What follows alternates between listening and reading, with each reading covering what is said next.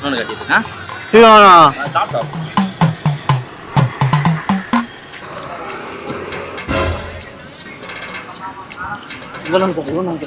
சரி சரி சரி, நான் பார்த்தேன். இதாச்சு சந்தேகம் வந்துச்சு அவனுக்கு. இல்லை சார், அவனுக்கு எதுவும் சந்தேகம் வர மாதிரி தானே.